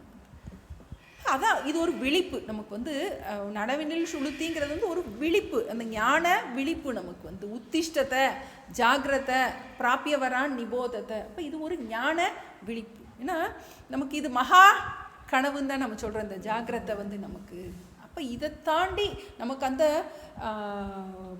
அமாத்திர பிரணவம் நம்ம சொல்கிறோம், நம்ம மாண்டூக்கிய உபநிஷத்தில் பார்க்குறோம். நமக்கு விஸ்வ தைஜச துரிய. இப்போ துரியாதீத்தம்ங்கிறது நம்ம அனுபவமாக சொல்கிறதே கிடையாது. இந்த மனசில் ஏற்படுற இந்த அனுபவங்கள் இதெல்லாம் நிறைய அந்த யோகிக்கு இதெல்லாம் உள்ளே வந்து நிறைய நமக்கு வந்து கன்ஃபியூஸ் பண்ணுது நமக்கு. இப்போ நம்ம எந்த சம்பிரதாயத்தை ஃபாலோ பண்ண போகிறோம் அது நமக்கு தெளிவாக இருக்கணும். இதில் வந்து எந்த விதமான எந்த அனுபவமாக இருந்தால் கூட அது மனசை சார்ந்தது, அது ஆபாச சுகம், அது வரும் அது போகும். இப்போ சமாதியில் தான் நமக்கு வந்து அந்த அந்த சில இடத்துல இருக்குது வந்து சில ஸ்கூல் ஆஃப் தாட் இருக்குது. நம்ம குரு கிட்ட படிக்கிறதெல்லாம் பரோட்ச ஞானம், ஞானத்தில் உட்கார்ந்து சமாதியில் தான் உன்னுடைய பரோட்ச ஞானம் அபரோக்ஷமாக மாறும் அப்படின்னு ஒரு ஸ்கூல் ஆஃப் தாட் இருக்கு. அது அது வந்து அது இருக்கு. நம்ம அதை நம்ம ஆனஸ்டாக ஒத்துக்கிறோம். நம்ம ஆனால் நம்ம சம்பிரதாயத்தில் நம்ம வந்து அதை என்கரேஜ் பண்ணுறது இல்லை. ஏன்னா எதை நீ பார்க்குறியோ அப்போ அங்கே இடத்துல என்ன ஆயிடுது, உனக்கு வந்து அங்கே உனக்கு ஞான இது சமாதியில் வந்து உனக்கு ஞானம் வர்றதுன்னு நமக்கு அந்த பிரமாணம் இல்லை. நமக்கு லாஜிக்கலாக பேசும்போது நமக்கு இது நமக்கு வந்து அவரவருக்கு இது இது நமக்கு வந்து அவங்க சொல்லிடுவாங்க வந்து இது நீங்கள் உங்களுடைய சாய்ஸ், இது if you are able to accept, இதை வந்து ஏற்றுக்க முடியும். உன்னுடைய பரோட்சத்துலேருந்து அபரோக்ஷத்துக்கு மாறுறது உன்னுடைய விழிப்பு நிலையிலையா உன்னுடைய சமாதி அவஸ்தையிலையா அப்படின்னு 2 ஸ்கூல் ஆஃப் தாட் இருக்கு. இப்போ நம்ம விழிப்பு நிலையில் நன்றாக குரு முகமாக நன்றாக கேட்ட விஷயம், ஏன்னா ஞானம் நமக்கு அப்பவே வந்துருது. காணாத ஞானம்னு சொல்கிறோம், ஞானம் வந்து அப்போவே வந்துடுது நமக்கு. அதை நம்ம என்ன பண்ணுறோம், நம்ம அனுபவத்துக்கு கொண்டு வர்றோம். அப்படின்னா என்ன அர்த்தம், நம்ம அந்த ஞான பார்வையோடு நம்ம பார்க்க பழகிறோம், டிரான்ஸ்ஃபார்ம் பண்ணுறது. அது வந்து அவர் சொல்லுவார், சர்வப்பிரியானந்த சுவாமி சொல்லுவார், ரியலைசேஷன் சொல்லுவார், ரியலைசேஷன். உன்னுடைய அது வந்து தான் அந்த உண்மையை நீ வந்து உண்மையாக பார்க்குறது. ஏன்னா மற்றது எல்லாமே வந்து அன்ரியல். அந்த அன்ரியல்ல இருக்கிற அந்த ரியலை வந்து நீ பார்க்கறது தான் ரியலைசேஷன் அப்படிம்பாரு. அது நமக்கு அது கொஞ்சம் நுட்பமான இடம். இது நமக்கு பிரயோஜனம் கிடைக்கிறது வரைக்கும் இந்த டவுட் இருந்துக்கிட்டே தான் இருக்கும். பார்க்கறது தானா, அதாவது இது வேற ஒன்றும் கிடையாதா, புரியுறது தானா, ஆமாம் புரியுறது தான். என்ன புரியுறது, நான் ஜீவன் இல்லை அப்படிங்கிறது புரியணும். அது நமக்கு ஆழமாக நமக்கு மனசில் வந்து நல்லா அது பதியணும். டைம் எடுக்கும், நமக்கு நிறையாவே டைம் எடுக்கும். ஆனால் நம்ம அந்த குருவோட வார்த்தையில் நமக்கு வந்து எப்படி வந்து சின்மயானந்த சாமி சொல்கிறாங்க, they are in me, I am not in தம் அப்படின்னு சொல்லுவார். வந்து ஷட் அப் அண்ட் கெட், அவங்களுடைய வார்த்தை, அது அவங்களுடைய வார்த்தை தான் நமக்கு பிரமாணம். ஏன்னா அவங்க உட்காந்து நீ போட்டு சமாதியில் இதை நீ பரோட்சத்தை அபரோக்ஷமாக மாற்று அப்படின்னு சொல்லலை. நமக்கு ஆழ் மனசில் நமக்கு தியானம் பண்ணுறது எதுக்காக, படித்த விஷயங்கள் நமக்கு நன்றாக ஆழ் மனசில் பதியறதுக்காக. இப்போ நமக்கு 2 விஷயம் பார்த்துட்டோம், 2 ஆவரணம் இருக்குன்னு பார்த்துட்டோம். இது சத்தாவரணம், பானாவரணம். அதாவது இல்லை அப்படின்னு முதல் சொல்கிறது வந்து பரோட்ச ஞானத்தினால நிவர்த்தி ஆகின்றது. அது விளங்கவில்லை, அது எனக்கு அனுபவமாகவில்லை அப்படிங்கிறது என்னவாகிறது, அந்த அபரோக்ஷ ஞானத்தினால நிவர்த்தி ஆகின்றது. இன்னும் இதை பற்றி நிறைய சொல்ல போகிறார். அபரோக்ஷ ஞானத்தை பற்றி தான் இன்னும் நிறைய 90 ஏதோ ஒரு ஸ்லோகம் வரைக்கும், இன்னொரு 40 ஸ்லோகம் வெறும் அபரோக்ஷ ஞானத்தை தான் அவர் ஃபோக்கஸ் பண்ண போகிறாரு. ஆனால் நம்ம இங்கே கண்டிப்பாக தெரிஞ்சுக்க வேண்டியதுன்னா, இங்கே அபரோக்ஷ ஞானம் என்பது தியானத்தில் உட்கார்ந்து பரோட்சத்தை அபரோக்ஷமாக மாற்றுவது இல்லை.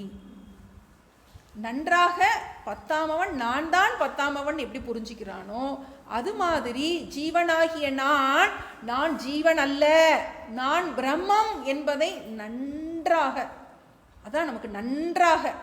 சாமி எப்பயுமே சொன்னாங்க, இந்த சாமி திருவிளையாடல என்னது ஏதோ சொல்லுவாங்க வந்து, என்ன நல்லா பாரு நல்லா பாரு அப்படிம்பாரு. அது மாதிரி நல்லா பார்க்கணும். நான் என்ன நமக்கு இந்த வழியோட துக்கத்தோட நம்ம சொல்கிறோம் எனக்கு துக்கம் இல்லை.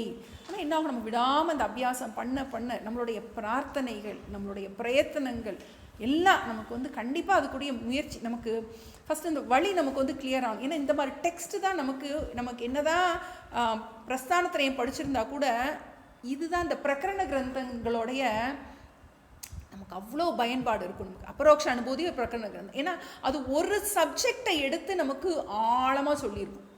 அதில் ஃபுல்லாக எப்படி வந்து பிரம்ம தியானம் பண்ணுறது, அதுவும் நிதித்தியாசனம் பண்ணுறது, ஞானயோக பரமான நிதித்தியாசனம், நம்ம ராஜயோக பரமான சொல்லலை, நமக்கு ஞானயோக பரமான நிதித்தியாசனம். அதில் ஒரு இடத்துல கூட வந்துட்டு சமாதி அபியாசம் சொல்லலை.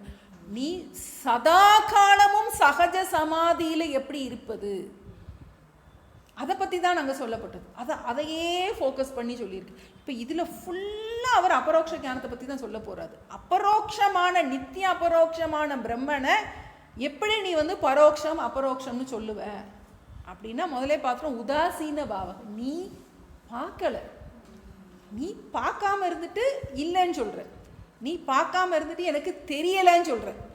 விளங்கலைன்னா என்ன அர்த்தம், தெரியலை அப்படின்னு சொன்னால் என்ன அர்த்தம், நம்ம அதை பார்க்கும் விதமாக அதனால நம்ம திருஷ்டியும் ஞானமயம் கிருத்வா பஷ்யேத் பிரம்மமயம் ஜெகத். இது ரொம்ப நுட்பமான விஷயம். நம்ம இதை நம்ம விடாமல் அபியாசம் பண்ண பண்ண பண்ண பண்ண அதுக்காக தான் நிறையா பேர்கிட்ட கேட்கணும். நம்ம இந்த சம்பிரதாயத்தில் இருக்கிறவங்க கிட்டேயே நிறையா பேர்கிட்ட கேட்கும்போது ஒருத்தர் கொடுக்குறதும் நம்மளுடைய பிரதிபந்தத்தை ஒரு விதமாக நமக்கு வந்து நிவர்த்தி பண்ணி கொடுக்கணும். இது பார்க்குற விஷயந்தானா, புரிஞ்சுக்கிற விஷயந்தானா, இது பிரித்து நமக்கு சொல்லி கொடுப்பாங்க. ஒவ்வொருத்தர் சொல்லி கொடுக்குறதும் ஒரு நுட்பமாக நமக்கு புரியும். ஏன்னா இது எல்லாமே நம்ம எல்லாத்தையும் நம்ம மனசு மேலே தூக்கி போட்டு வச்சுட்டோம். நம்ம வந்து அப்போ நமக்கு என்ன பண்ணுறோம், பந்தம் என்பதும் மோட்சம் என்பதும் மித்தியா, இதே நமக்கு ஃபஸ்ட்டு அக்செப்ட் பண்ண முடியாது. நமக்கு அகம் நித்திய முக்தகங்கிறதே நமக்கு வந்து அக்செப்ட் பண்ண முடியாது. இதெல்லாம் வந்து இந்த மாதிரி பிரகரண கிரந்தங்கள் படிக்கும்போது தான் நமக்கு இந்த 7 அவஸ்தைக்குள்ளேயே சொல்கிறாரு, இந்த 3 அவஸ்தையை இந்த 4 அவஸ்தையை வச்சு நீ ஹேண்டில் பண்ணு.